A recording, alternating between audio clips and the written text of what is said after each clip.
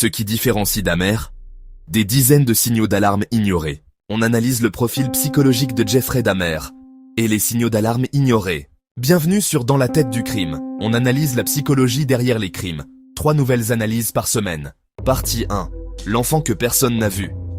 Pour comprendre Jeffrey Dahmer, il faut commencer par l'enfant que personne n'a vu. Derrière la façade parfaite, les premiers signaux d'alarme sont ignorés.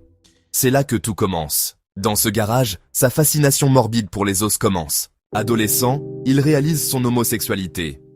Dans une Amérique conservatrice, il se réfugie dans l'alcool pour éteindre le bruit intérieur. Les psychiatres ont identifié une comorbidité complexe. Abandonné de tous, à 17 ans, Jeffrey Dahmer commet son premier meurtre. Partie 3. La mécanique froide d'un tueur en série. La progression de Dahmer est méthodique et lucide. Il planifie, il séduit, il drogue, il contrôle. Chaque étape est calculée. Ces actes cachent un besoin psychologique. Ne jamais être abandonné. Odeur ignorée. Adolescent ramené. À chaque fois, le système échoue. La police a ramené un adolescent à Dahmer. Il sera tué. Les victimes, majoritairement noirs ou latinos, étaient moins prises au sérieux. Le jury rejette la folie. Dahmer est condamné à 15 peines de perpétuité. Conclusion. Ce que Dahmer nous dit vraiment. Dahmer n'est pas une anomalie.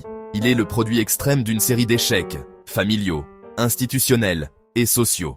Comprendre, ce n'est pas excuser. C'est refuser de détourner les yeux de ce qui nous dérange vraiment dans cette histoire. Si cette analyse t'a apporté quelque chose, abonne-toi.